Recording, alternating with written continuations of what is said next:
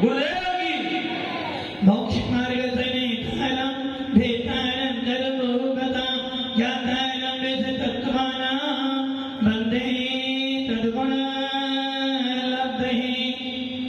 भव्य आत्मा पर्व के दिन चल रहे हैं। कौन से पर्व आ गए? 16 कारण पर्व चल रहे हैं। किंतु भगवान महावीर के शासन में,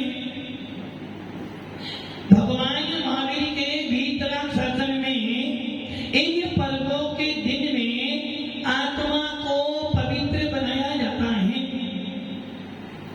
भादों का महीना अपने आप कह रहा है सरलता। भाद्र माने सरलता।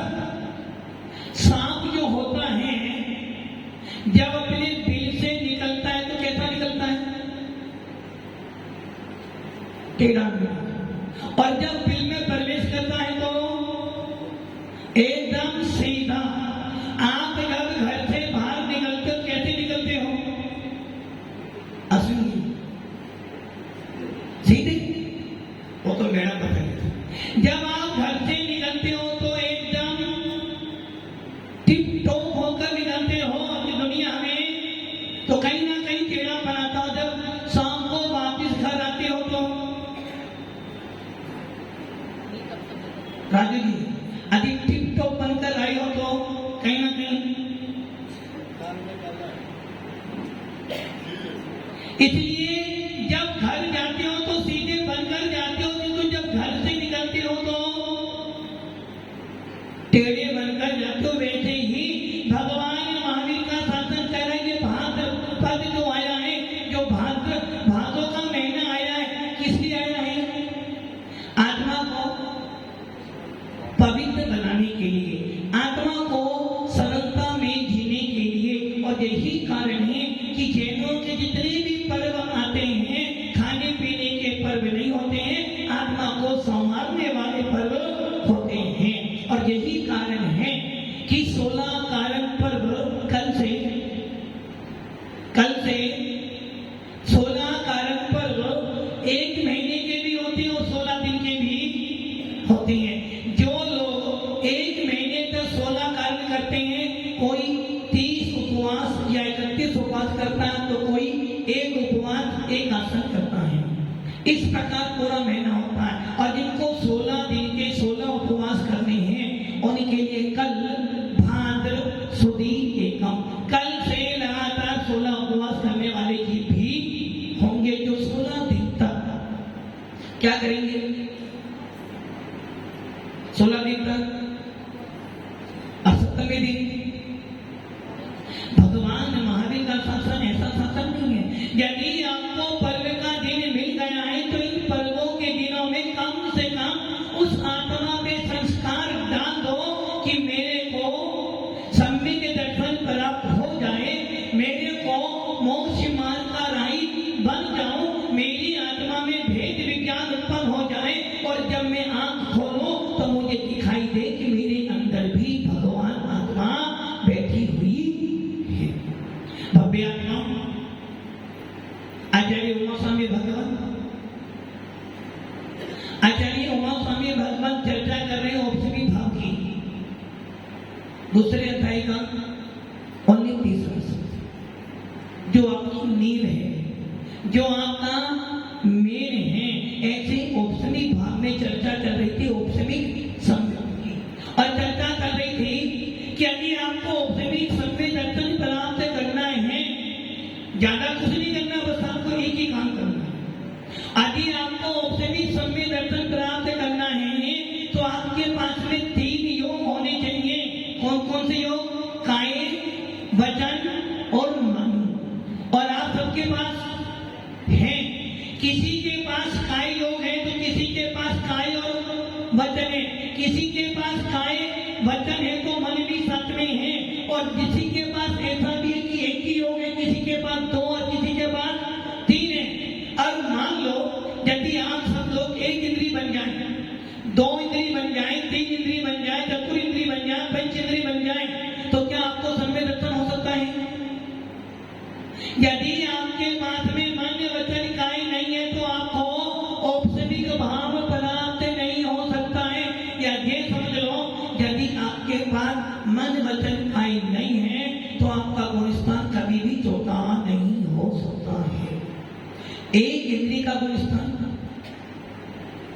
एक इंद्री का गुणस्थान कौन सा होगा? क्या गुणस्थान एक इंद्री का हो सकता है? पंकज जी, एक इंद्री को गुणस्थान हो सकता है? नहीं, गुणस्थान जीवों को होता है, एक इंद्री जीव को ही होते होते। पानी जीव है क्या? अश्विन जी, पानी जीव है? जो हवा खा रहे वो जीव है? आदि के जीव हैं तो कोई ना कोई गुणस्थान तो एक इंद्री से लेकर रतन की पंच गुणस्थान पहला और आपका गुणस्थान पहले से 14वां कोई भी हो सकता है। मनुष्य गति के जीवों का गुणस्थान 1 से लेकर 14 हो सकते हैं और मनुष्य गति का जीव यदि चाहे तो अपने पुरुषार्थ के बल पर गुणस्थानों से अतीत भी हो सकता है। यदि मनुष्य चाहे तो आज भी मुनिराज का छठा 7वां गुणस्थान, यदि मुनिराज चाहे, यदि की आत्मा के जीव तत्व चाहे तो आज भी एक भवाधारी हो सकता है। आज भी लोग कहते हैं कि 100 धर्मेंद्र बनोगे तो एक भवाधारी हो जाओगे, किंतु भगवान महावीर का शासन कह रहा मत बनो 100 धर्मेंद्र, मत बनो सची। कम से कम आप अपनी आत्मा में ये भाव उत्पन्न कर लो कि मुझे अपना 7वां गुणस्थान प्राप्त करना है, तो आज भी आप एक भवाधारी। मतलब यदि आप मुनि बन गए और 7वां गुणस्थान हुआ और आपका साथी से पुण्य कर्म का उदय हुए, तो आप यहाँ से समाधि वर्ण किया, देव गति में गए, वहां से आए, मुनि बने और मोक्ष। आज का मुनि भी यदि भेद विज्ञान पूर्वक, यदि आज का मुनि भी सम्यक दर्शन पूर्वक, भावलिंग पूर्वक अपनी साधना करे, तो आज का मुनि भी एक भवाधारी। मात्र सत्य क्या है? सम्यक दर्शन होना चाहिए। और सम्यक दर्शन भी कैसा होना चाहिए? जिसमें चल मल अगाड़ दोष ना लगे। इसलिए भगवान तो उमा स्वामी कह रहे हैं जिनके पास 3 योग होते हैं, मन वचन और काया, वो सम्यक दर्शन प्राप्त कर सकता है।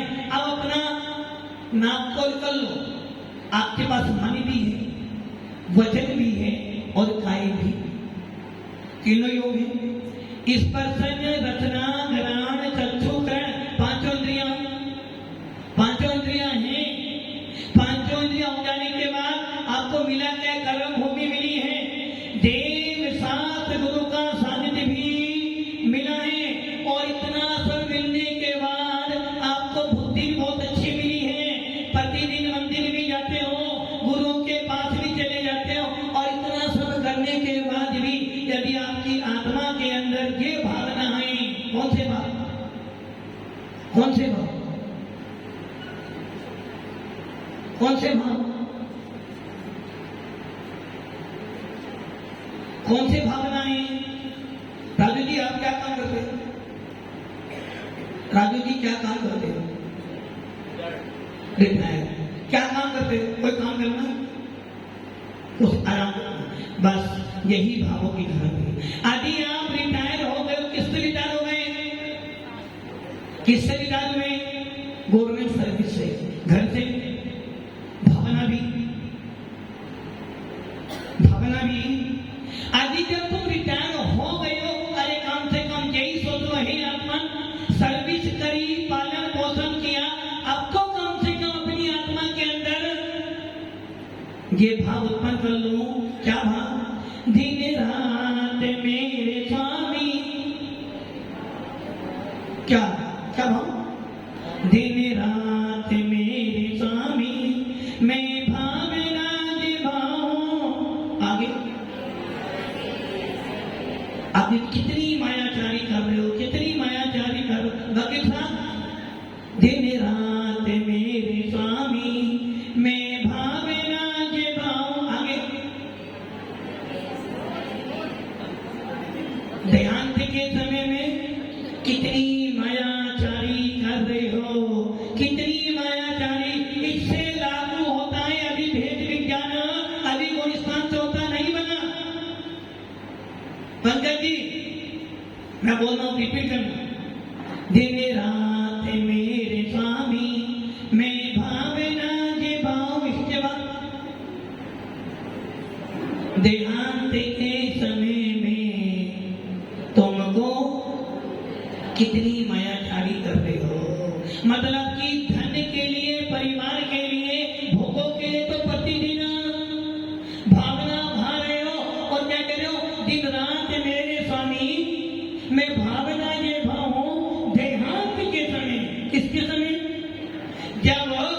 कंठ में प्राण आ जाए तब न बोलो नमोकार मंत्र सुना तो वही बने कोई। दोसा जी भावना क्या मारे, दोसा जी भावना क्या मारे,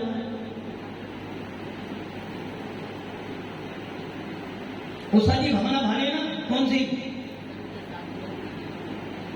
नहीं वो नहीं भाग सकती हमको।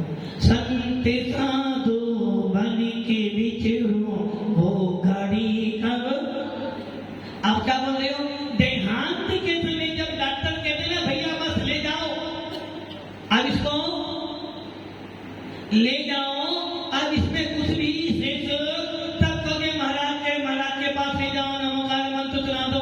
डॉक्टर कह रहे हैं इनका हार्ट 90% काम, अच्छा यदि 90% काम करता तो भावना नहीं बांधते कि मेरे यदि डॉक्टर कहते कि 90% इसका हार्ट बढ़िया है तो क्या कहोगे, अभी भावना नहीं बांधी कौन सी, दिन रात मेरे स्वामी, अभी नहीं 90% खराब होने के बाद भावना। डॉक्टर कह रहा है समय पर ले आया, क्या कह रहा है डॉक्टर,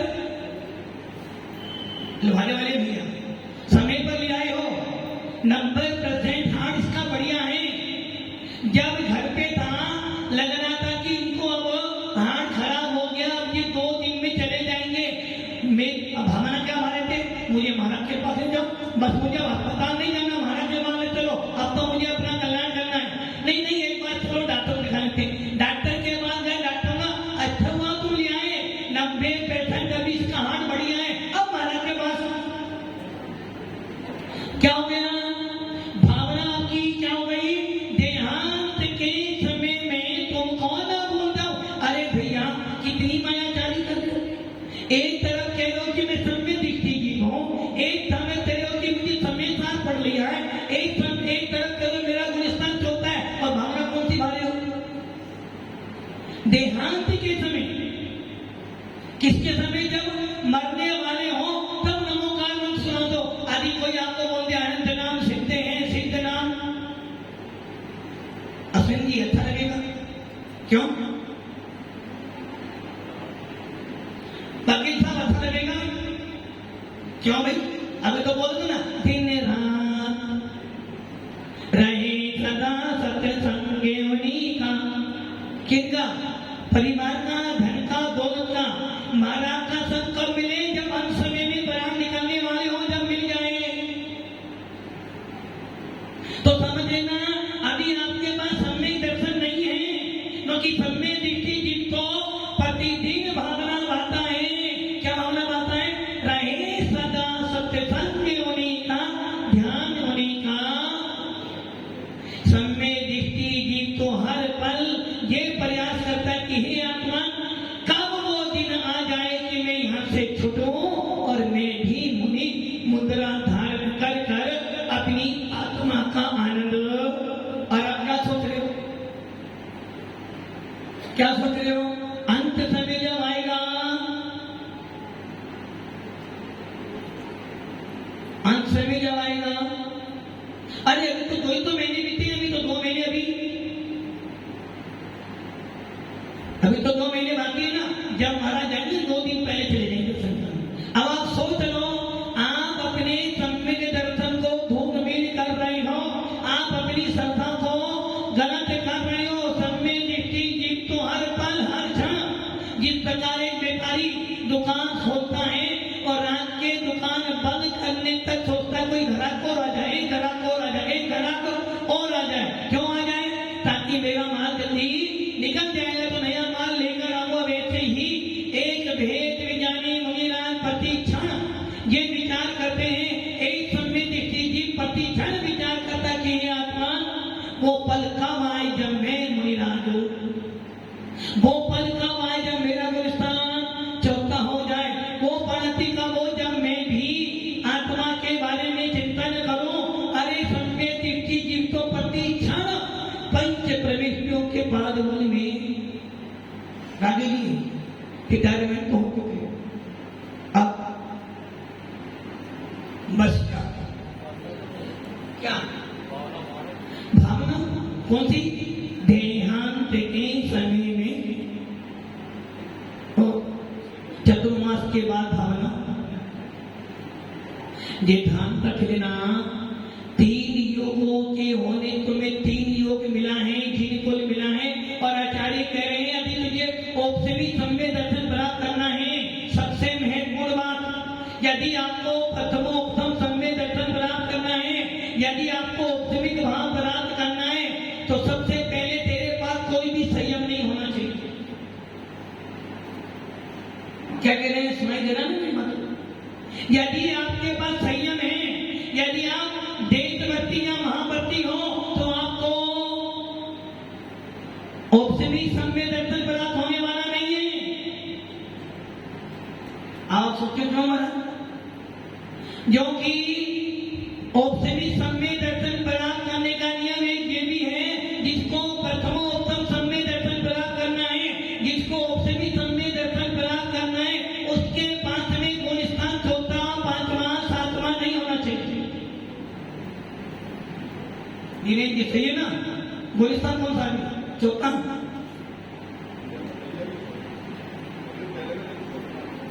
लो, दिन रात भैंस को साफ किया, फिर भी वो नाविक जो होता है, नाविक जब नाविक नाव चलाकर आता है तो कहता है कोठे पर नाव, कोठी पे नाव बांध देता है।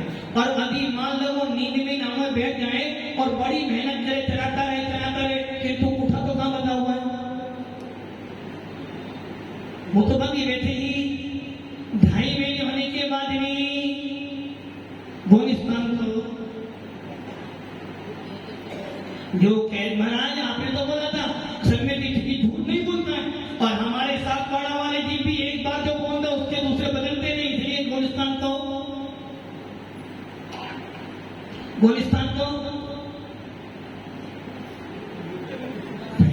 सारे गुणस्थान को ऐसा देखो, उनसे तो तुम आगे बढ़ नहीं सकते, उनसे आगे तो आप बढ़ नहीं सकते। और बढ़ना तो तुम्हें पहले पूछना पड़े, पहले पूछो, मैं चौथे में जाऊंगी ना। किस बल पर कह रहे हो कि हमारा चौथा गुणस्थान है? अरे भाई, चौथे गुणस्थान वाले जीव की तो पढ़ती अपने आप अलग दिखाई देती है। चौथे गुणस्थान में क्या ऐसा कभी हो सकता है कि कोई सम्य दृष्टि जीव और उसको मुनि मुद्रा अच्छा लगे? क्या ऐसा कोई जीव हो सकता है जिसको मुनि मुद्रा अच्छी ना लगे और सम्य दृष्टि हो?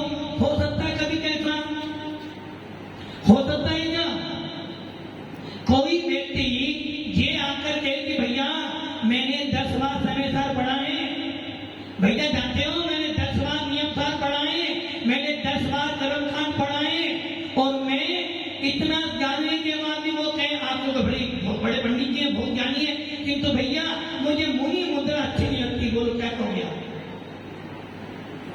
एक व्यक्ति 10 बार समय सार पढ़ रहा है, 10 बार नियम सार पढ़ा, हो के मुझे मुनि मुद्रा अच्छी नहीं लगती, पंचम काल के मुनियों के पास में जाता नहीं, आप क्या कहोगे? तेरे से अच्छा करो मेरे को एक और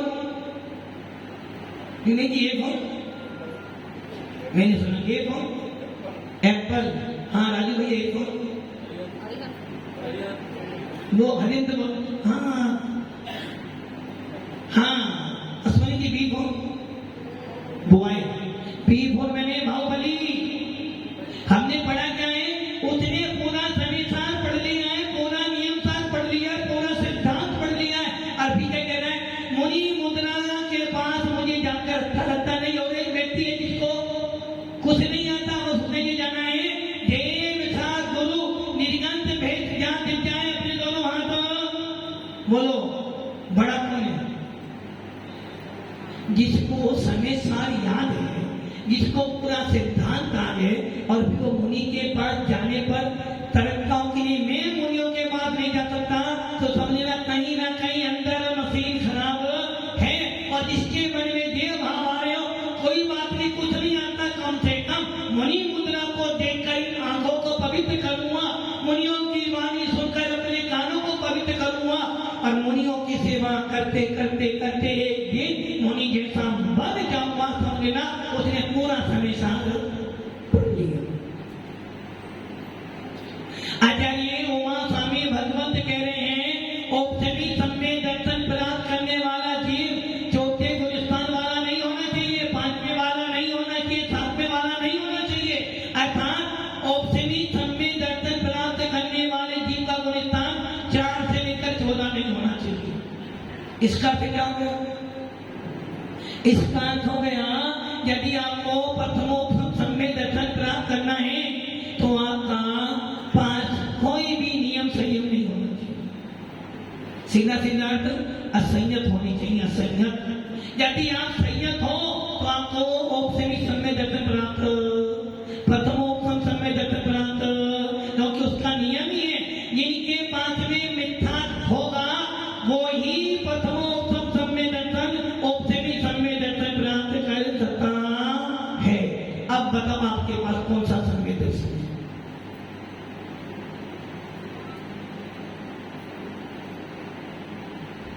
राजू जी कौन सा? संयत हो, संयत हो, असंयत नहीं हो, संयत हो,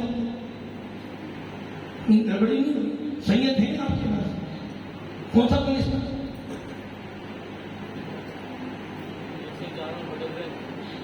इससे 4 में नहीं, 4 वाला तो भटक भी नहीं सकता है। यदि आप इसका मतलब गुलिस्तान आपका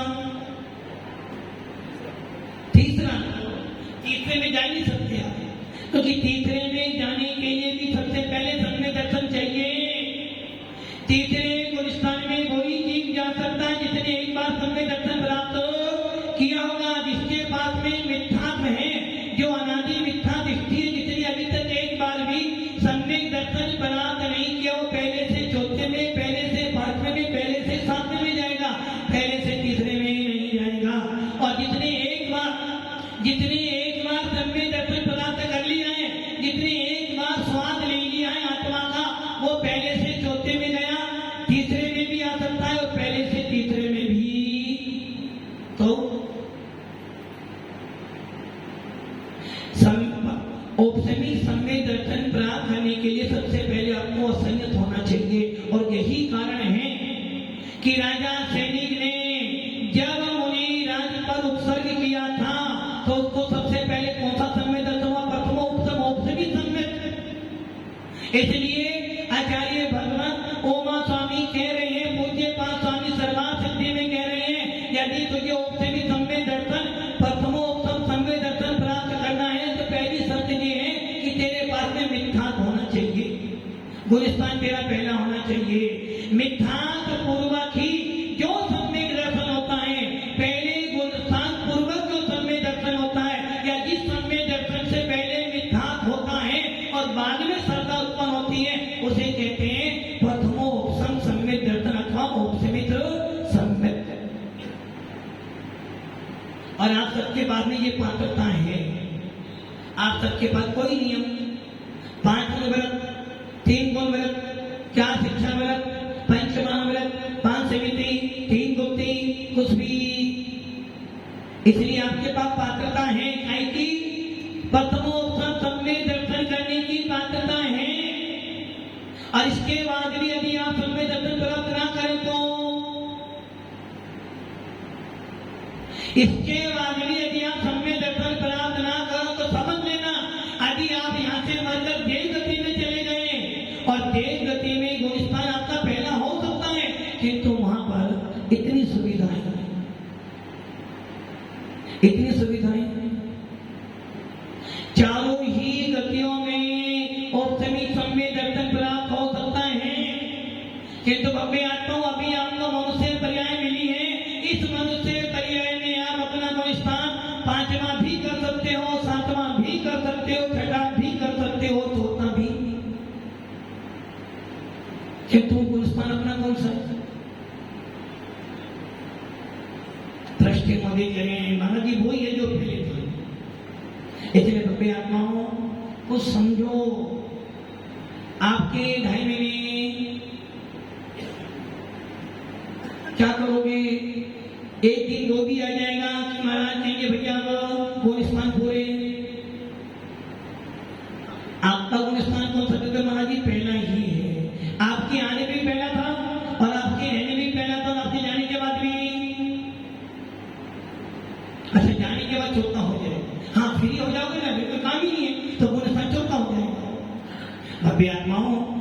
अपने आप को अमल करो। और आपके पर्व के दिन चल रहे हैं और उन पर्व के दिनों में यदि आप अपनी आत्मा का चिंतन करो। कल सुना था ना, नंदीश्वर वो पंचमेरु की चर्चा सुन रहे थे ना, और पंचमेरुओं में आप कृत्रिम दिन चैताली हैं और उन आप कृत्रिम दिन चैतालियों में कितने कुल मंदिर हैं? कुल 80 मंदिर। एक मेरु संबंधी कितने मंदिर हो गए? 16।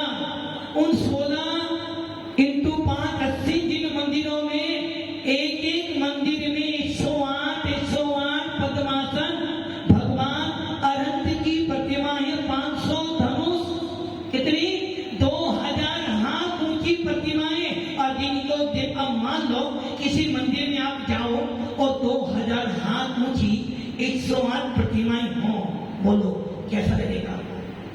आप कहोगे भगवान, लोग कहते हैं कि नंदीश्वर दिन में ऐसा है भैया, यही मेरे लिए नंदीश्वर दिन में जा 108 प्रतिमाएं और एक प्रतिमाएं 500 धनु 2 हाथ 1000। और दिन को देखकर ऐसा लगता है कि बात अब तो यहाँ से कहीं नहीं जाना। ऐसी प्रतिमाओं को देखकर निकट भक्ति जीवों को सम्य दर्शन की प्राप्ति हो जाती है और उनका मोक्ष मान। उस जब पंचमेरु की जयमाला पढ़ते तो उसमें आता है कि उनके मूर्तियों को देखकर वो देव, क्योंकि आपकी औकात नहीं वहां जाने की, आपकी औकात नहीं है वहां जाने की। जाना है प्रकाश जी, जाना है, जाना है क्या? दृष्टि मोदों को जाना है, वहां पर नहीं जाना है? वहां कोई दृष्टि नहीं है, वहां कोई दृष्टि नहीं। अब आप ये सोच लो, उन प्रतिमाओं का दर्शन करने की योग्यता आपके अंदर नहीं है। मात्र देव गति के देव, चारों ही प्रकार के देव वहां जा सकते हैं, किंतु आपकी बात करना उसा ही आप जा सकते हो? आप जा सकते हो? हाँ, सीएम से लिखा के चले जाओ, वहां सीएम हो या पीएम हो, किसी की नहीं चलने वाली। वहां तो मात्र देव गति के देव जा सकते हैं। और यदि आपको जाना है तो देव बनना पड़ेगा, फिर जाओगे ना। एक बात को, अरे क्यों भावना खराब करते हो? अरे देव वहां जाकर पूजा करेगा, किंतु आप उस देव से भी ज्यादा इस पर्याय से अनंत बन सकते हो, क्योंकि देव तुम्हारी पूजा करने आए।